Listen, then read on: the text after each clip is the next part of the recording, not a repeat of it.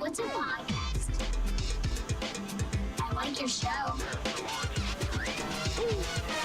did I get here? Welcome to the Shipe Sports Show. Good evening, sports fans. Welcome to another episode of the Shipe Sports Talk Show. I'm your host, always, Matthew Shipe, joined always by my co-host and producer, Paul. Paul, how are you doing? I'm doing great, Matt. Thanks. Joined always by my co-host, Chris. Chris, how are you doing this evening? I'm doing well. How are you guys doing? Good, good. Anthony's not here. He's doing something for Universal Studios. They're having like a Halloween preview for their special. Joining us is a very special guest today. We're starting the show with the guest today. If you're within the Madden community, if you played Madden, you hear this guy on the halftime show, the post-game show, in the Madden games. Mr. Larry Ridley from Madden EA Sports. Mr. Ridley, how are you doing this evening? Good, man. I just want to say, Mama, I've made it, man. I'm on Shipe Sports, man. I'm losing it over here, man. This is the big time, guys. Thanks for having me on. Look, I'm ecstatic to be here. Thank you. Thank you. And Mr. Ridley, go ahead and tell the fans of the show a little bit about yourself. Go ahead and just brag about yourself, being a respectable journalist as yourself is. Humble brag. Not a lot about me. Just a guy. I like to say a community servant. Sports broadcaster, 15 to 16 years of experience, currently working at SNY, at Sportsnet New York. It's NBC Sports New York. We're the home of the Mets and the Jets. We own the Mets. So we do all of the Jets pre- and post-game shows. I do some of their shows during the week, ancillary shows. And I do our Geico Sports Night show, typically at 10:30 or midnight on SNY. And, I do the Madden game as well. I've been doing it for the last 5 years. My first year was Madden 25, so I've done Madden 25. 15, 16, 17, and now 18. So this is my fifth year doing that. I do a little acting on the side with some reporting roles and coach roles. And, that's pretty much it, and a little radio. So that is the bio blast of one Larry Ridley. And thank you guys for having me on. My Twitter is Mr. MR Larry Ridley. That's my Twitter handle. So Mr. Larry Ridley, if you guys want to reach out to me on Twitter, Facebook, or as the kids like to call Instagram, IG. And I like to say, him on Twitter, he's the most awesome guy to talk to. He communicates with the Madden community. I made a comment to him, and we had an exchange back on Twitter. So this guy really connects with the Madden community, and we really appreciate someone like you doing that. Yeah, and it's about all of us, and that's the whole point, and that's, what I'm trying to take with this new Madden community. There's some things I want to see of all of us grow, including myself. I will never exclude myself. I want all of us to do better, to communicate, engage with one another. The old saying, lifts all boats. That's what this is all about. So I will always say, Madden 18, this is our community. It's for all of us, people that like me, that don't like me, that sort of like me, that sort of don't like me. I'm here for everyone. And if we can all treat each other with respect and be there for each other, I think that will work out. Now, just start off with something a little funny. We're in the D.C. area, so I guess you saw that the Nationals did clinch the NL East yesterday or 2 days ago. I think it was actually it was Sunday. It was Sunday. It was Sunday because I was working. Yes, exactly. Yeah, I know the Mets this year. They've had their. Injuries just impacted you guys nonstop. One of our co-hosts on the show is a big-time Mets fan. And it's just, it's a bad season for the Mets all around. I wish they were more healthy, but next year, you guys got some pieces that can really build on for you guys, definitely. Well, man, you start with that rotation. I think Syndergaard's been throwing a little bit with the single-A team, Brooklyn Cyclones. Get him back. Look, he came in the camp, 15, 20 pounds of extra muscle. Had the issue with the lat and things of that nature. He's been out for months. I think he's going to make a start here before the end of the season. You got Matt Harvey that just started recently. You get those guys back. Wheeler had some issues as well. He's been gone for the last 2 years with Tommy John. You get Matt's back. Cespedes had some issues. He had the leg. One leg, and then the other leg was hurt as well. He's going to do some different stretching with the muscle strains and the hamstring strains and things of that nature. Just a bad year. Last year they were able to mask it and then still make the postseason for the second straight year. Of course, they went to the World Series in 2015, 2 years ago. So 2018, things are looking good. Maybe they get Lucas Duda back. Jay Bruce has already said when he was here a couple of weeks ago with the Indians when they were playing the Yankees, he would love, basically just was, basically fawning over the Mets on TV, talking about he would love to come back and play for the Mets. So they're going to have a little money to spend. They're still a really good club, and if they can just get that rotation healthy, they will always be in games. Because if you can line up those five guys and keep them healthy, we've seen what they can do in 15 and 16. Yeah. So that's going to be the key for our Metropolitans. Definitely. And then real quick, another sports area, you in Boston, you covered 4 world champions. What was it like, being in a, a sport champion town. You know, DC, we haven't had a parade, I believe, since 92, 91. What was it like getting to witness 4 of them? We really want to know because it's been a long time. Yeah, I don't. What is a parade?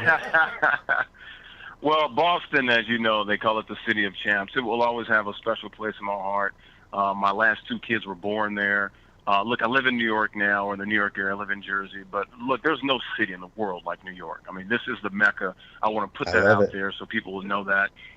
It's you know, like they say, if you can make it here, you can make it anywhere. But Boston has a special place in my heart because it's the closest thing to New York. You know, they're just so freaking parochial, man, and in a good way as well. They don't care about anything other than Boston sports, and I really respect that about them. I'll never forget my interview. I was working in Miami at the Fox station, and I went to go to Boston and work for the NBC station. I replaced Wendy Nix. You guys all know Wendy Nix, who's on ESPN. That's who I replaced in Boston at the NBC affiliate, and we're good friends. And I remember getting on the airplane, and it was a bunch of, senior citizen, elderly ladies with Red Sox hats on. And that's when it hit me like, this is different.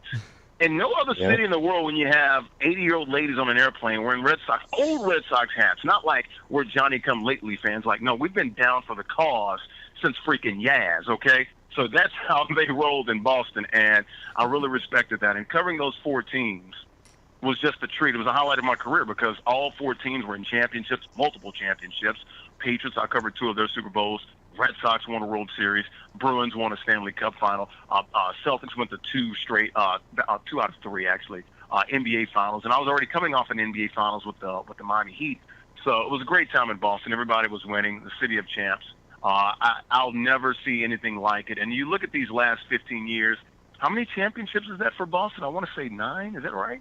9 in basically 15 years? Yeah. 5 with the Pats, impressive. 3 with the Red Sox, 10 in 15 years. Nobody about 10 will more ever than run we like had. that. About 10 more than a lot of people. Yeah, that's true. Yeah.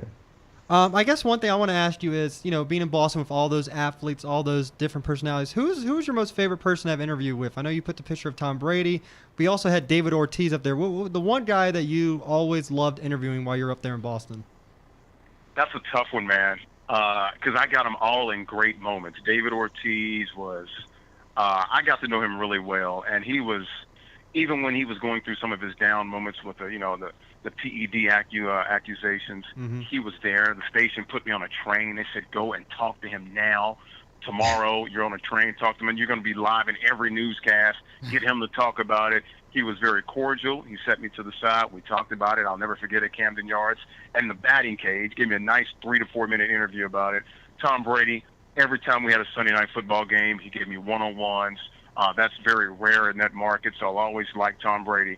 Kevin Garnett, you can never forget when they won it. As soon as he got through saying anything is possible, I was the first person to grab him in the locker room, and he's actually still on my resume reel, hugging me and stuff and thanking the folks of Boston for welcoming him awesome. into the city and that brotherhood. So those are my 3 favorites.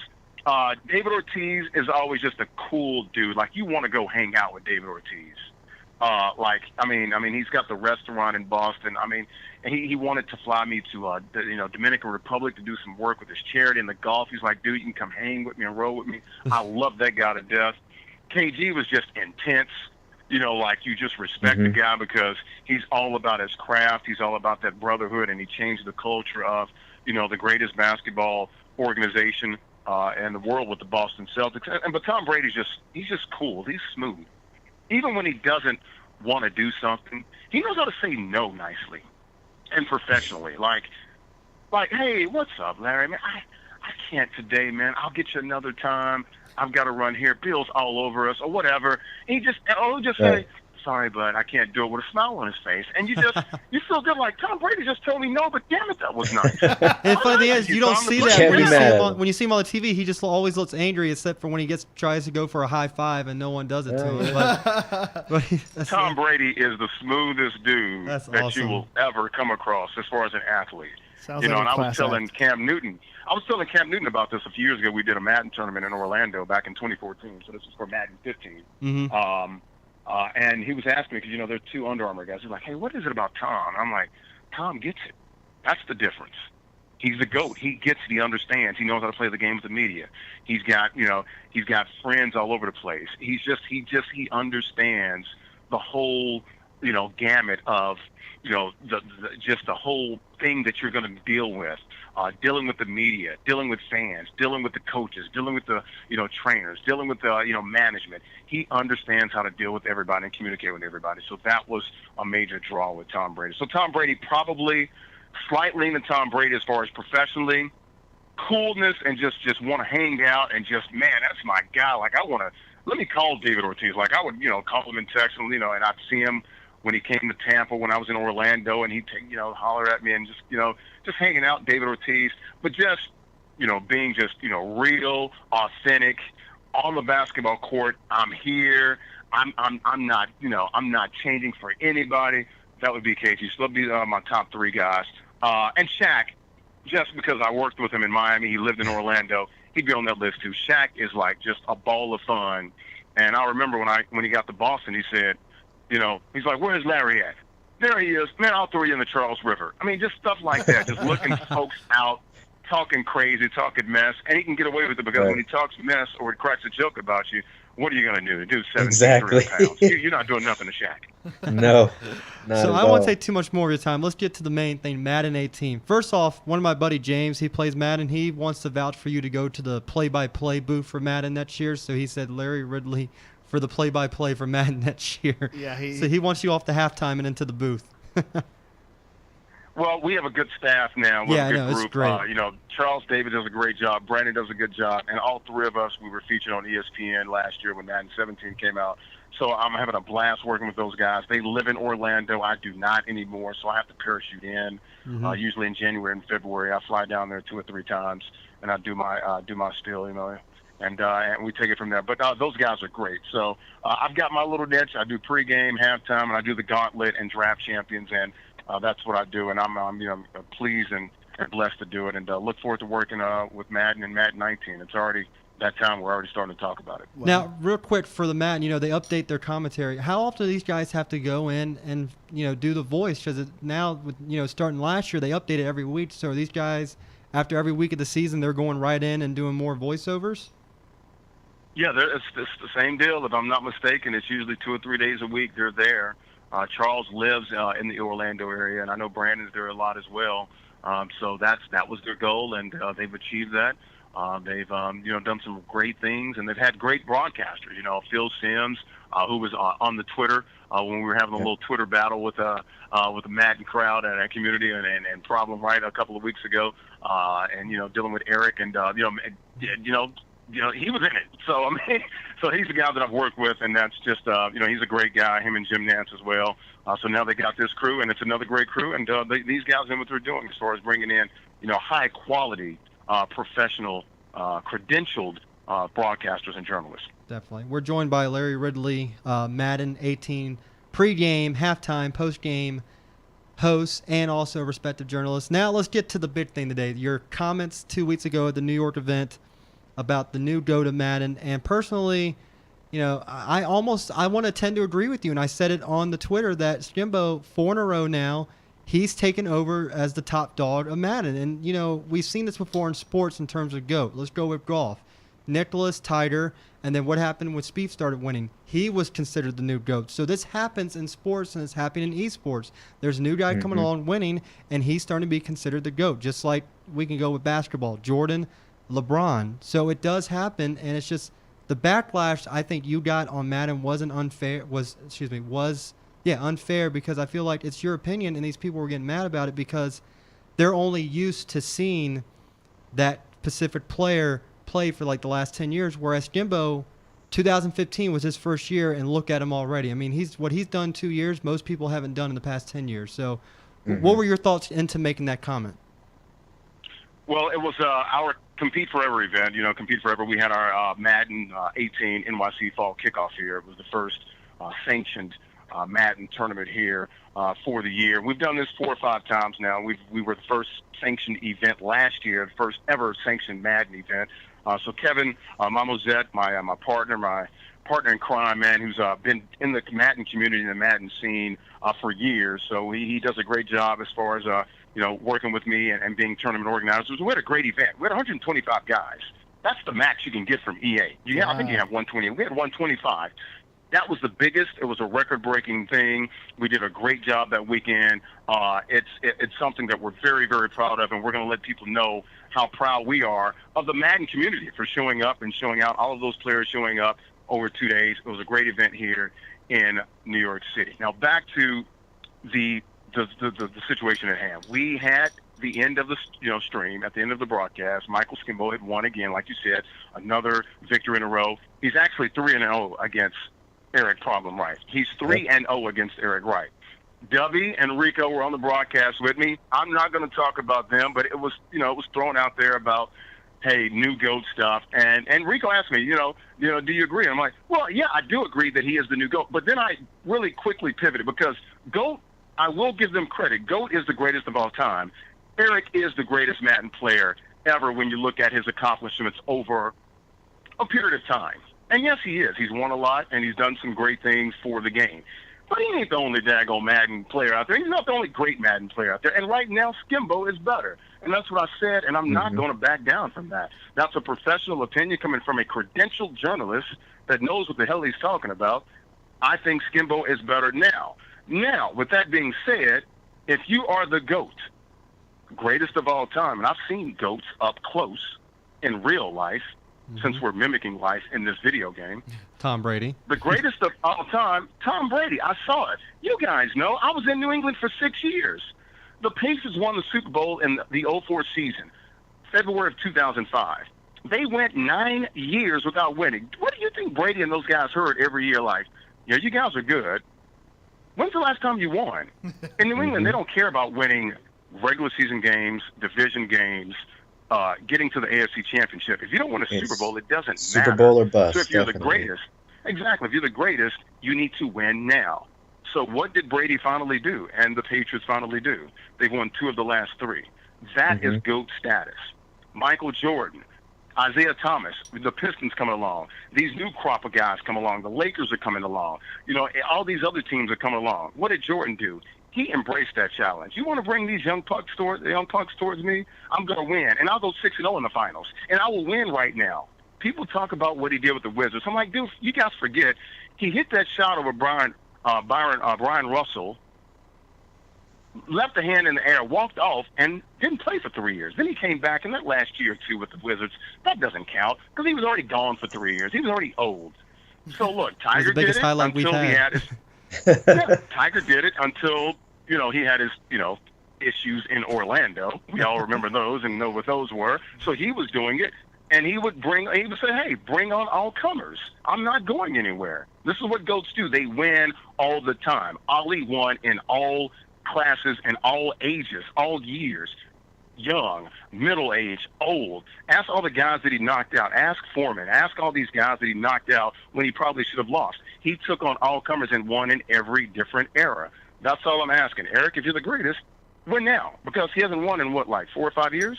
That's all I'm saying. If you look at it, the past couple finals he's been in, he's lost. He lost, I believe it was Beast Mode, if I'm not correct in the one. Dubby beat him. Before him, that's who Stiff beat, and now Skimbo's beating him. So he's lost 4 in a row at finals. So, he's 0-4 in the past 4 finals. So he's not, like you said, he's not getting it done. Exactly. When Brady was losing, because I was there, Baltimore beat him a couple of times. They lost to Denver. Look, when you start losing in these championships, people start saying, what have you done for me lately? In the words of Janet Jackson, right? What have you done? Ooh, yeah. What have you done? That's what it's about when you're at that high level. I get judged on that level every day. My boss is going to say, we don't care what you did in 2015, Larry. Yeah, you were great. Right. How are your shows now? Have you gotten better? What is your delivery like? What does the audience think? And I even put that in one of my tweets like, look, my bosses care about what I'm doing now. They don't care about all the accolades that I have. And trust me, I work with probably one of the GOATs of TV right now.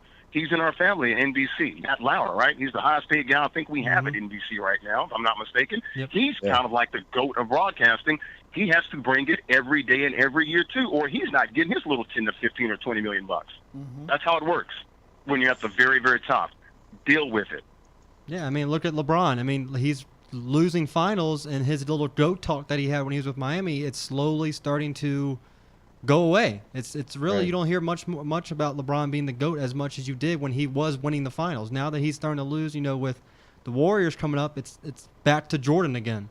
Mm-hmm.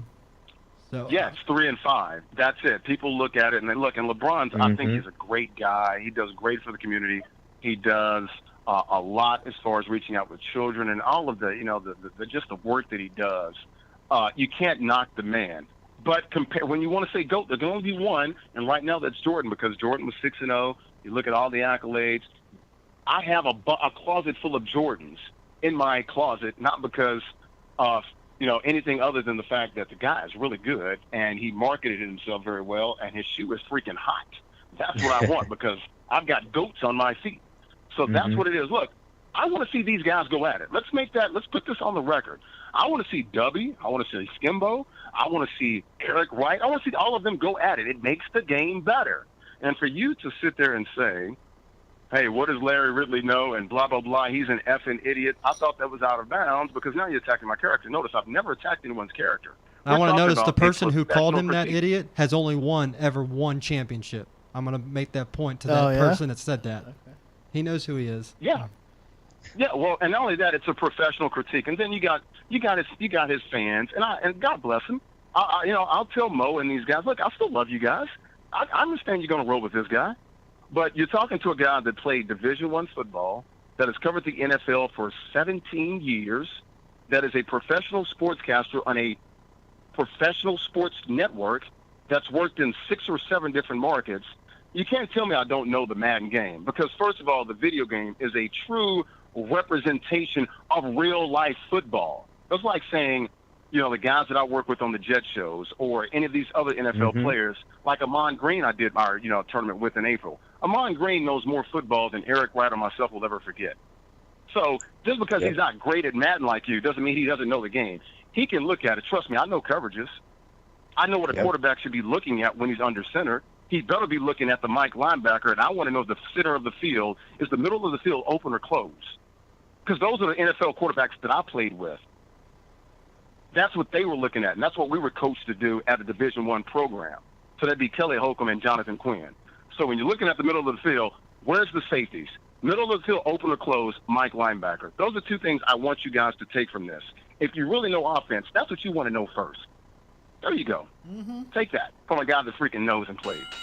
All right, I want to say that was probably, he explained it the best. I think that was awesome, and I'm glad he finally just, instead of being on Twitter, he just let it out on air, because that was awesome. Mr. job. Ridley, that was awesome. Thank you for giving that, and I hope people who disagree with you change their opinions after listening to that, because I think they should. Or at least respect it. They don't They have to should change their respect it. opinion, but they have to Exactly. respect the fact that he does know that Mr. Ridley knows what he's talking about, and he's not just somebody who's just throwing something out there like that, because they have to respect it. He's earned it. So Yes. So And that's all we're saying. And Debbie sent me a shirt. It's got hashtag credentials. I'll tweet it out tomorrow. Thank you for Debbie and the needed crowd. But that's exactly it. It's a professional critique, and we all have one, and we all have opinions. And I'm not going to ever call anybody a name just because I disagree with them. They can have an opinion, just like you guys. We all do. And the best thing about W is he has his own line now, and he actually put a code for 40% off, hashtag new GOAT, which I thought was the best thing ever. I thought it was hilarious. Really? That was smart. I call W the Conor McGregor of Madden, just because the stuff he says and does, it resembles Conor McGregor in MMA. Hey, and like I said, I just want that tide to lift all boats, guys. That's it. For all of us, Eric, Mo, W, Skimbo, Kevin, Mama Zet, Larry Ridley, Matt, Shites, with all of it. I want all of us to do well and bring this community where it needs to be. And I think we're heading in the right direction. And it's, like I said, it will always be our community. It's not one clique. It's not one player. It's not one league. It's not one publisher. It is all of ours. It's for all of us. That's what it is. It's an entire community. Yes, it is. I did Madden Challenge one time back in the day when you would play with actual teams and have MUT. Made it to top 32. That was about the end of my career. Yeah, all this You much. got to get back in the lab, man. You got to get back in the lab and work on your stick skill. I play it every day. The problem with me is I just, I watch these guys on YouTube and everything. I just don't have the money to put out like they do to put in on the Ultimate Team. Like people like Toke and all them, they have like 10,000 points. I was like, man, I can't even get that. I mean, Hey, man, you got to risk it. Risk it to get the biscuit, man. Lucky in my pack openings. But we don't want to take any more of your time, but I just want to say thank you for coming on tonight. It was awesome having you. And you really are the spokesman of Madden. The way you communicate with the fans is just awesome for you to come on just a normal podcast and talk about Madden and your time in Boston. We really appreciate you coming on. Thank you guys kindly. I'm here for you, and this is our community, and don't hesitate to reach out. I will always be available, and I will engage you guys for sure. Excellent. Thank you. Really Have a good evening, Mr. Ridley, and that's Larry Ridley. You can find him on Twitter at Mr. Larry Ridley. For all your Madden needs, you have any questions, just tweet him out because he will respond to you. Yep, good or bad or indifferent, I'm here. Thank you, guys. Thank Awesome. I got to get on that Madden 18, man. I'm still on Madden 17. Got to get on that Madden 18. All right, Mr. Ridley, thank you so much. Have a good night. Thank you kindly. All right, bye. You too. Good night. That was awesome. I know we had Dwight Hits on the show, but that could have possibly been the best interview I think we've had on this show. And we've had some good interviews. I think that topped the chart. What do you guys think? Yeah, he It was was great. great. He was fantastic. awesome. I love the passion he showed in his response on what he said the new GOAT, and he went out and he said why he is the new GOAT, and that's what people need to hear. I mean, it was just, he said that on Twitter, but people are just reading it and they're still angry. For him to actually say it sounds a lot better, and, I think he makes a valid point that if you're a GOAT, you need to win now. And I was going to say, it was probably taken out of context, too, because they probably just heard that one piece where he said, there is a new GOAT, and didn't listen to what he had to say after that, which was basically his explanation. Like he said, problem in overall history is the greatest of all time. But the greatest player right now is, so-and-so. Well, Skimbo. Here's the thing about Skimbo is he does like smaller events, like he did like the BWW event. He went to this New York event. Problem, you really only see in the major events because he really only does the qualifying online. He doesn't go out and do these smaller events. And I like Skimbo for doing that because he goes out and he does these events and he gets involved with the community. Same for Dubby. I mean, everybody plays the game differently. I mean, as long as you get to where you need to get to, it doesn't really matter how you get there. But I think the explanation was correct. I mean, you can't get to the finals however many times, 4 times, like you said, and lose 4 times in a row, and still think that you can be considered the greatest of all time, at least the greatest player right now. I don't think that can be. You can't have that title if you're 0-4 in the last 4 finals. You just can't have that title right now. All right, so speaking of football, let's move on. I believe we have to do a fantasy focus segment. And first off, I just want to say I went out and said, don't start Tyreek Hill. I got he kind of proved me wrong. I said temper your expectations. We don't know how he's going to be, and here we are.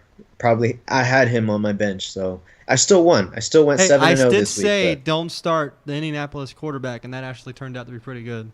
I mean, I think that's a no-brainer, to be honest with you. First of all, by the way, I know we mentioned Anthony's not here. He's doing the Orlando thing, the Halloween. He's safe, by the way, in case anybody, everything is okay. He said it was just a lot of rain, a lot of wind. But prayers up to everyone down affected by Irma and Harvey.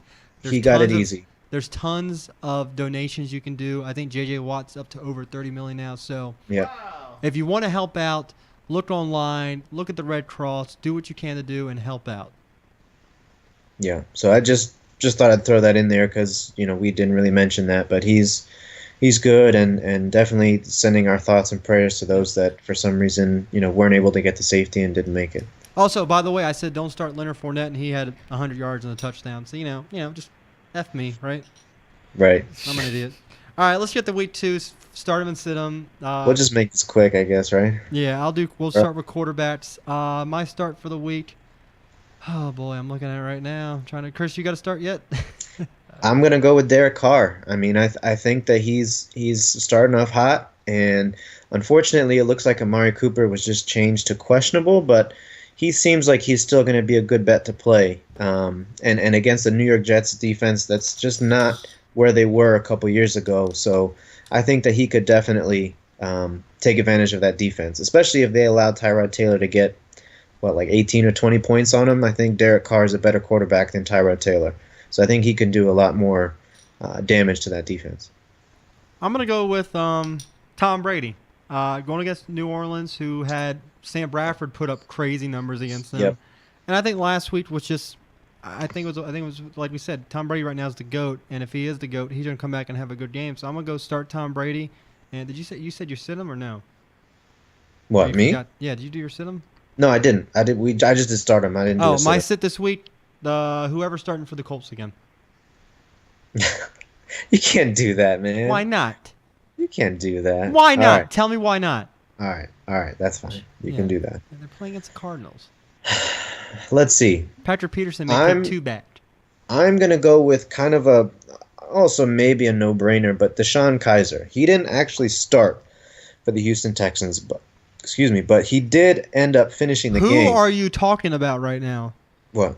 Who did you just say for the Texans? Please think about that for a second. Deshaun Kaiser. That's My not bad. who. That's not who That's- plays for the. That's the the Browns. Bears. That's the Sorry, Browns. the Browns. The God, Browns. Chris the is all Browns. screwed up tonight. I folks. know it's one of the. Where's the frickin' rookie margarita at? It's on the floor. So Deshaun Kaiser, I think that At least you he's messed going up after Larry came off the show. Good Lord. Oh Lord, I knew it's one of the rookie quarterbacks, but I think he's just going to struggle this week. I don't like starting rookie quarterbacks, so I definitely would avoid him this week. Okay. Are you good now? You think you're good to go? Yeah, I'm good. All right, let's go with running backs this week. My starting for the week is, I feel horrible I didn't look at this, but I really feel bad. I'm gonna go with I'm looking man, this is a tough one because there's a lot of good matchups. I'm gonna go with Marshawn Lynch against the Jets. We saw what McCoy did last week against the Jets, and Lynch looked pretty darn good against the Titans last week. I mean, I don't know if you saw what he did to Jarrell Casey, but he put him on his ass. So I'm going to go with Lynch having another big game this week. And my sit-em this week, I am going to go with Robert Kelly from the Redskins. You're playing against the Rams. They always have a tough defense. And the Redskins' run game just isn't that good. I don't know what was going on last week. Just not that good. So I'm going to say sit Robert Kelly this week. Okay. All right. That means it's your turn. I know my page doesn't want to load, unfortunately. So This is what happens when we're unprepared, and I just call Chris at 4 o'clock and say, hey, dude, we're doing a show. Oh, no, by the way, Mr. Larry Ridley is going to be on. Oh yeah, by the way, Larry Ridley. I thought that was next week for some reason. I thought that was next week. All right. I was gonna say just go ahead and wide receivers, and I'll go back to back. Did you guys do quarterbacks out? Yeah. Mhm. What did you guys? So what should I do with? Who do you have? Kirk I was gonna Cousins? say let's. Kurt or who? Cousins. Or who? Oh.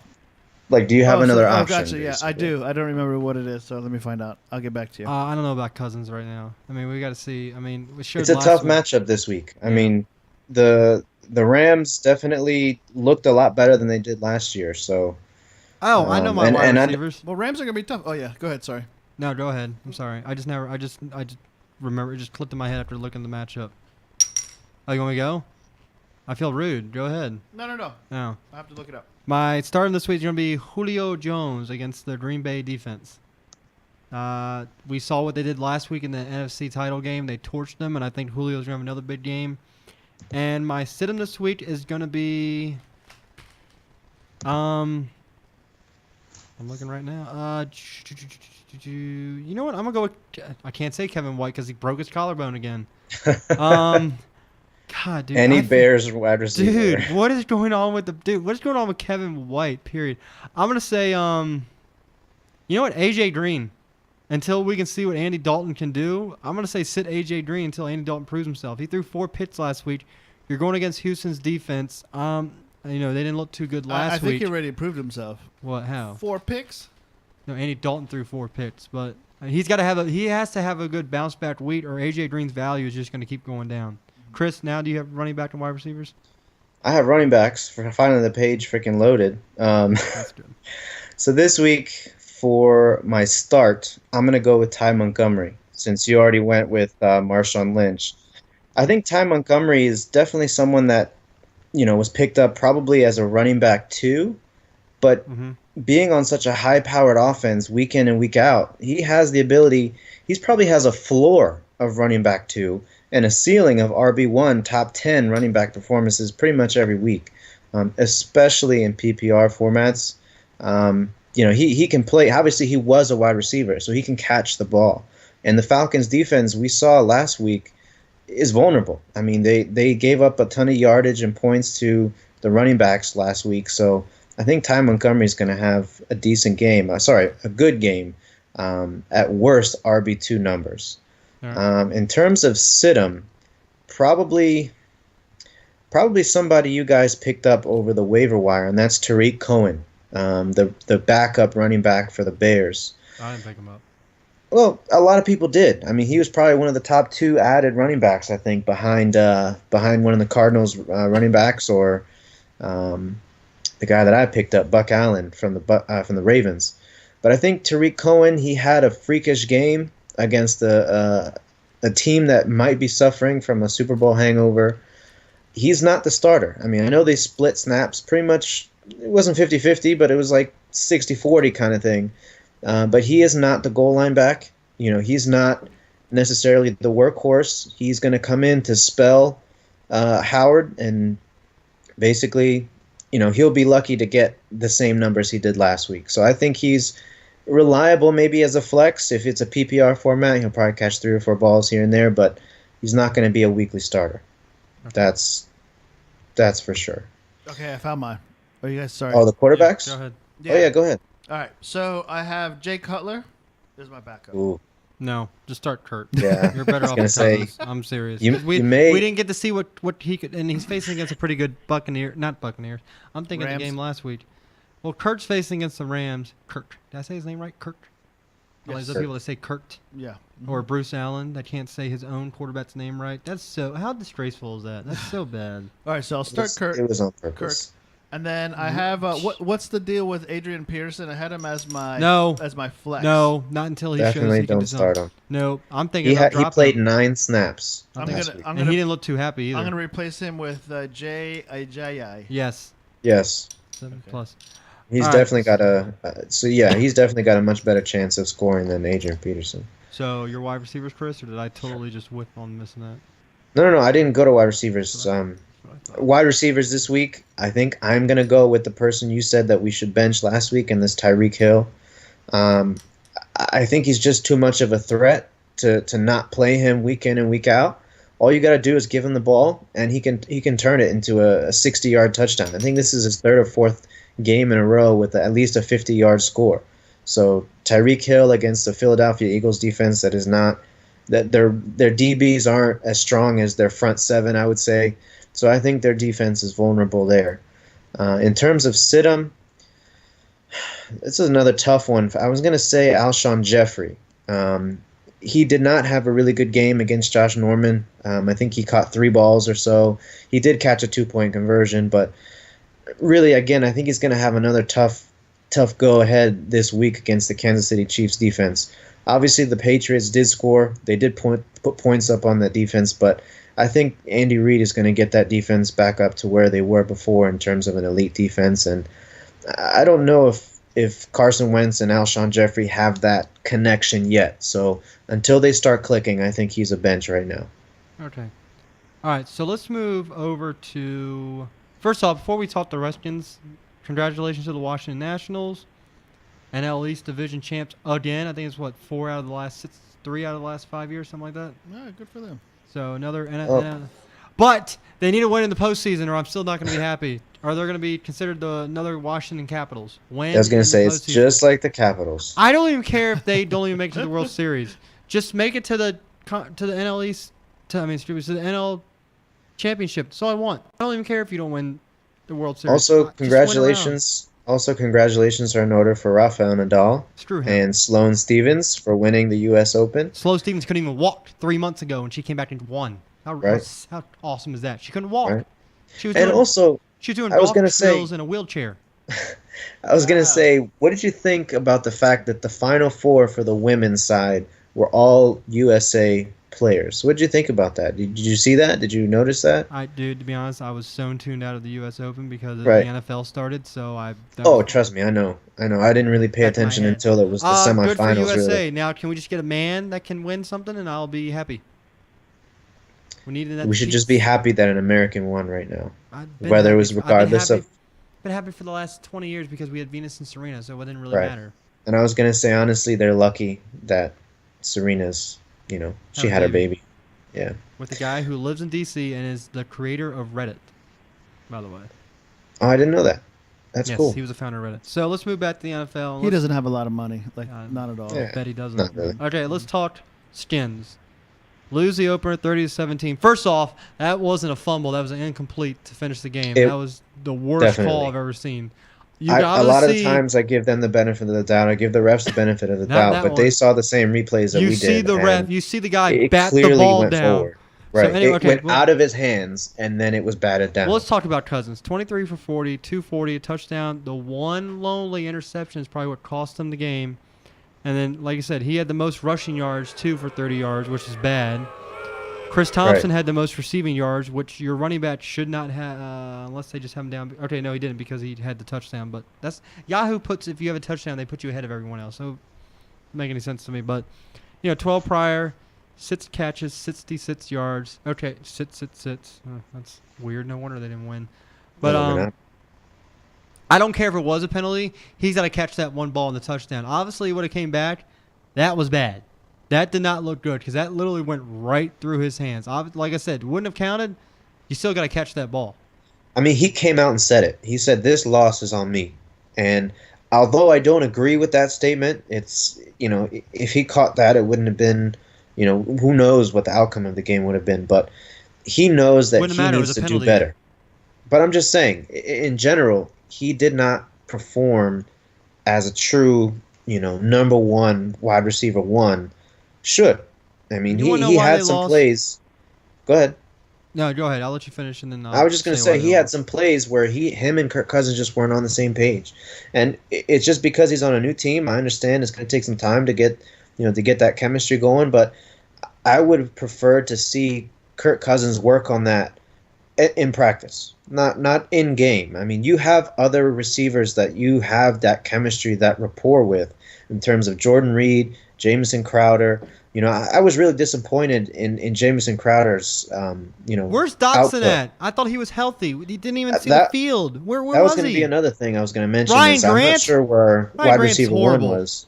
I don't know. Yeah. He called. I mean, he still got 61 yards on 4. But still, Ryan Grant. But here's another thing. All right. Third Anyways, down. you said why did we win? Why Third did we down. lose? Sorry about that. Third down. Skins 3 for 11. Eagles 8 for 14. So I mean, that's a good. I mean, right there. Yeah. But here's the thing. Morgan Moses, I don't know what happened to him. I thought he took a step forward, but he took about 5 back on Sunday. When I mean 5 back, it means every play he was 5 yards back in the backfield. It felt like Cousins almost had no time. That offensive line did horrible. I mean, you just look at the. I mean, you honestly look at the stat line, and you just wonder to yourself, like, I mean, what was going on? I mean, Jordan Reed, he had 8 targets. He caught 5, but none of them were his longest was 9 yards. We're used to him maybe getting a 20 or a 30-yard reception. Right. Excuse me. Jamison Crowder, like you said, 3 for 7. When I say 3 for 7 for wide receivers, I mean 3 receptions for 7 targets. 14 Right. yards. 14 yards. Yeah. Where's the big play? And speaking of I don't Ryan know. Grant, there was a screenplay that if you go back and rewatch it, if he had stayed to the inside, it was 6 points, and that would have changed the game. But he wanted to be cute like all wide receivers on the screen. Instead of looking up the field, he cuts back to the outside because they think every time you go to the outside, you're going to score, which is not the case. So here's my problem with the Skins. They're going to start 0-2. Because you don't think Sean McVay wants to beat them? It's looking that way. I It's think looking they're that going way. to start 0-2. I don't think they're going to beat the Rams. And then here's the problem. After you play the Rams, you got Oakland. After you play Oakland, you got Kansas City. After you play Kansas City, you got Tampa. This team could start 0-5. 0-5. Yep. When I did my predictions and I went through all the circling who wins, I actually had them starting. I had them starting 1-5. Their only win against San Francisco in Week 6. I didn't have it that low. I think I had them at 2-6. 2-3 or 3-2, one of those two. Out of the next couple weeks, the only teams they can probably beat are going to be the Rams or the Buccaneers. I tell you right now, they're not beating. They're not beating Oakland. No, because I think David Carr is going to have a field day with them. And Yep. second of all, they're not going to beat Kansas City because Kansas City's defense, if they play like this against Philly, Kansas City's defense will score more points than them. yes, and Andy Reid knows this too. I really think if they lose to the Rams this week, they're going 0-4, possibly 0-5. And can you imagine if they start 0-5 after Gruden just got a contract? Kirk just made some big bucks. But he hadn't. He's playing for a contract right now. He still made in the past 2 years $46 million. He could retire now and be fine. Mm-hmm. I mean, Yeah. 0-5 is not. Gruden may be gone mid-season. I tell you don't right now, know. with this ownership, if he starts 0-5, and let's say they lose to San Francisco and start 0-6, he's out the door. See ya. He's not out the door. They won't. Yeah. No First way. of all, I Dan don't. Snyder's they a won't. poor. Dan Snyder flip-flops coaches like they're on a carousel. First of all, I don't think they're going to lose all those games. I think they're going to start. All right, go ahead and put me on record. 1-4 will be the best start they're going to have. You can put me on record right now. Who do they beat? The Rams? I'll say they beat Tampa Bay. And I even should that do that. team is tough to beat.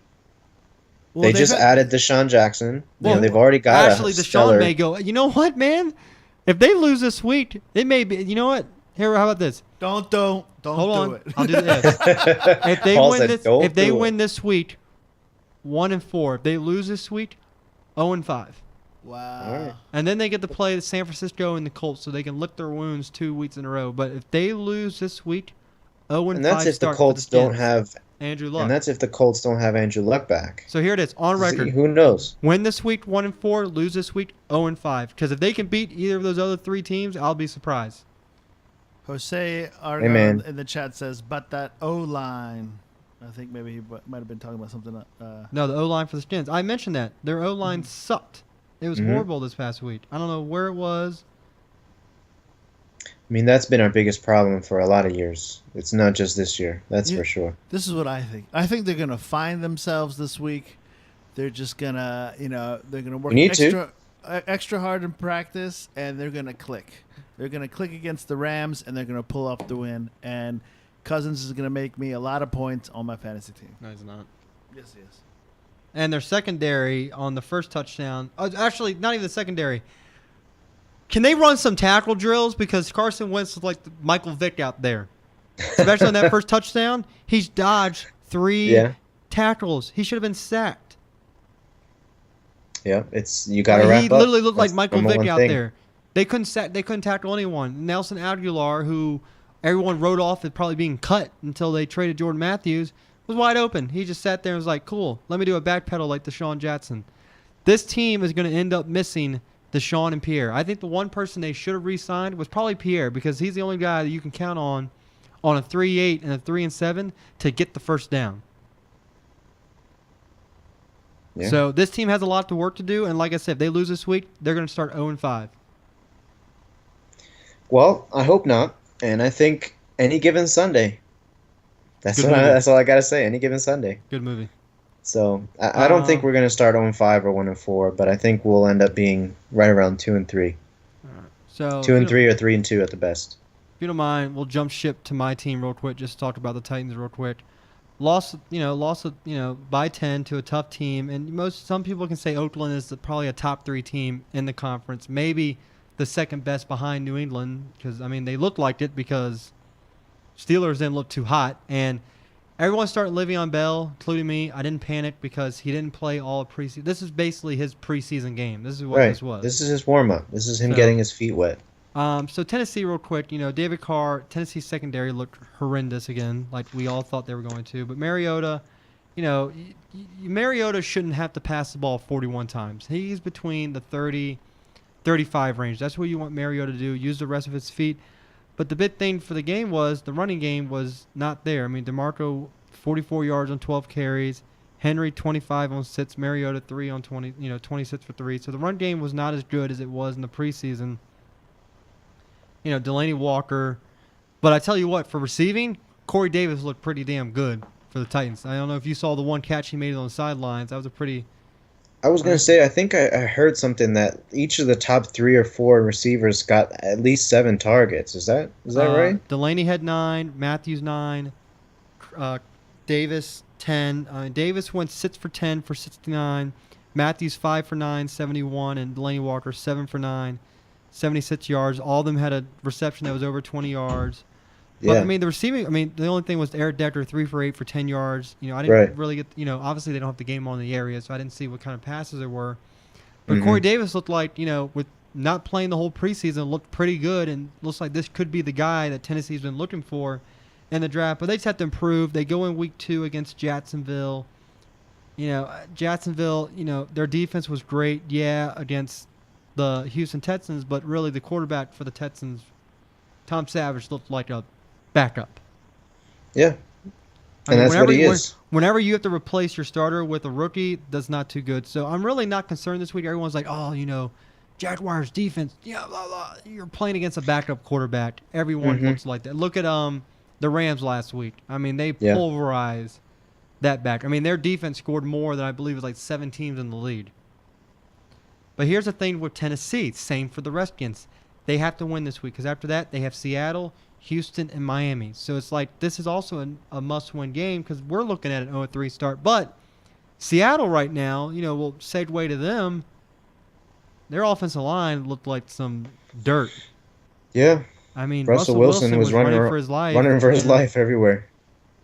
The defense looked up to par, but the offensive line, I mean, if you got a good pass rush, you're going to get in there. So Tennessee, I'm not too worried because last season they started off with a loss. They also lost to Oakland last year. And like we said, Oakland looks like a top 3, top 2 team this year. They'll probably compete with the Patriots. So not too worried about that. I'm still going to pick them to win the division. So any other surprises from week? Oh, speaking of fantasy, everyone who drafted David Johnson with the first pick, I'm sorry. Your fantasy season's probably over with. Good luck because you can't pick up anyone from that team because you really don't know who's going to be getting the ball there. Right. They just re-signed Chris Johnson, I think. So good luck in your fantasy season for drafting David Johnson.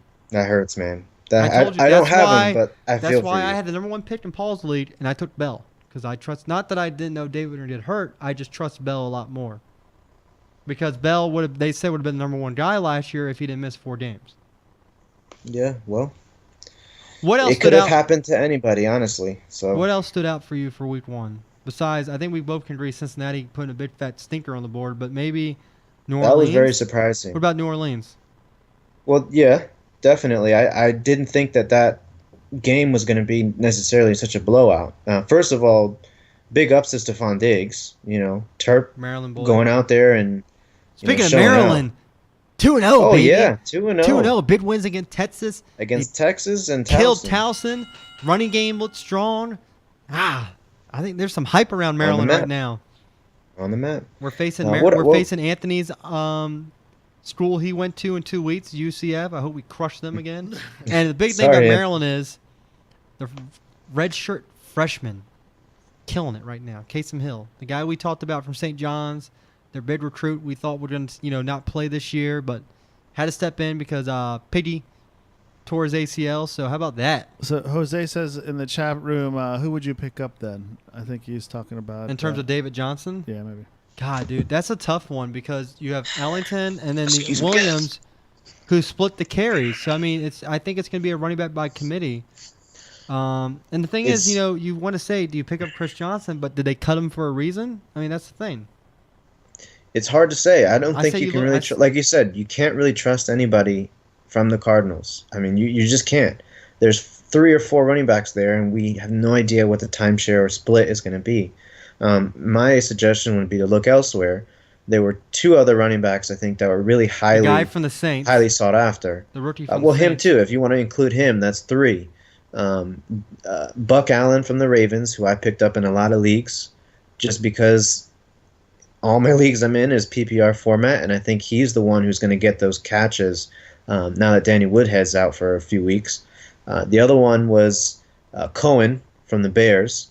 Again, you can't trust him as a running back 1. He's not going to be David Johnson's replacement, but he can be started as a flex play right now in PPR formats. Well, you just said Cohen from the Bears, and you said not replacement. Oh, you mean in fantasy? Okay. In fantasy, like he's not going to be an equal replacement of David Johnson, but if you can put your running back 2 up to the running back 1, and you slot Cohen in the flex, that might work. And like you said, the guy from the Saints who outsnapped everybody out of nowhere. I have a question for you. Would you drop Andrew Luck for Kirk Cousins? If you don't have a starting quarterback, yeah. I have Russell Wilson. Then I would hold on to Luck until we have a better idea of what's going on. This is for your league, by the way. I think That's someone fine. dropped Cousins. Well, what happened to what's going on with Luck? Sorry, I missed it. He's hurt against shoulder, hasn't really healed, but he should be Since back last by year, yeah. October. So we'll see what happens with him. Did he play the first? No, this he's opening? out. He's out this week, next week. He hasn't probably the week played after. since last year. Okay. So really, the only other surprise, Pittsburgh struggled, but really it was just Le'Veon Bell struggling. So really, They struggled from the get-go, but they figured it out. I mean, they gave the ball to Antonio Brown a lot and had him destroy the defense. What about the Giants? Were you surprised? Not really. I mean, Anthony knows I don't think the Giants have a running game, and they're Their pretty offensive much line was horrible. right. And they're one-sided. And I tagged you and Anthony in that one post somewhere on Facebook about how Eli Manning's numbers are kind of skewed because of the numbers that he has with Odell Beckham Jr. You take away Odell Beckham Jr.'s stats, he's your normal run-of-the-mill average quarterback. How about Odell just thinking on the sidelines, man, this offense really needs me. My contract is coming up. I need some money. He's gonna make bank. He's gonna make some. He's gonna make bank. So that's really gonna do it for we talked fantasy, we talked the NFL. This week we got did the Skins win this week? Yeah, of course. I say no. Is that even a question? That should From be a what I question saw every week. last week, Even when they from play the both Browns, it teams, should be a question. From what I saw, the Rams defense last week, again, it was against a backup, but I think the Rams defense is not something that you can just walk over. Did they start 0-4 if they lose this week? No, I think we have a shot against Tampa Bay. I said 0-4. I'm talking about Kansas City and Oakland. That's our 5th game then. It sucks to say it, doesn't it? Yeah, it sucks. I don't want to say it, but How'd you do in draft teams this week? I don't think I did well. I think I finished in like the top 30%, but obviously that doesn't pay out. You ready? Paul, you ready for a lurch moment here? Yeah. So, I finished first place in one lead. I outscored my other leads. No. Here's the best part. Went first place, right? Outscored all my other leads. I had Hill. I had Hunt. I had all those guys who put up points. It was a free lead. It was just something on FanDuel where I just joined and said, hey, let me do this free lead. Guess what? It was the league that did the best. You know what I did to myself? I wanted to kick myself in the ass. That's how it always effing happens on effing FanDuel DraftKings. You'll do the free lead for fun, and you'll outscore yourself. It was first out of how many people? 100! Oh, wow. You do a $102 lead, man. That would have been $100 right there in my pocket. I could have had. Yeah, probably. Damn it. And usually when I win big money like It's just that, bad luck. I'll keep 20 and I'll pocket the other 80. God bless it, man. And I looked at it. I was like, oh, man, I started Hunt. What lead was this? I looked at it and I said, F my life. Did you win anything in that one? Like it was a free one to win like $5 worth of credits? No, this was just a free one for fun. Like completely free, no prizes whatsoever. I did win $6 though. All right, Won there you $6 go. Buckaroos. I put it back in for this week. I played a few like deep sleepers that just didn't pan out. I think I played Wendell Smallwood. You know who my number one defense is this week to play in Madden? Who? Or in Madden. Fantasy football? Yeah. Cardinals. Yeah, I'm picking them in my Survivor League. That's going to be my team. Paul, that's how I felt. I'm sorry, that's one of your headphone covers. All right, that's going to do it for us today, I believe. Once again, thank you to Mr. Larry Ridley for coming on the show. What an awesome interview. If you want, you can catch him at Twitter at Mr. Larry Ridley on Twitter. He'll answer all your Madden questions. He's also doing a cool thing where he's putting out, giving copies of the game of people who are asking him. I mean, he's an all-around. Yeah, I was asking you about that. I said, that's pretty cool. He's an all-around good guy. So follow him there. You can always check us out at at Shipe Sports Talk. You can also follow me on Twitter at Shipe Sports Host. Chris doesn't have a damn thing you can follow him on. So Facebook. Looking for him on Facebook. Ladies, he is Instagram. taken. Just putting it out there. Ladies, he's taken. So you can't you can't add him on Facebook, but guys can. True.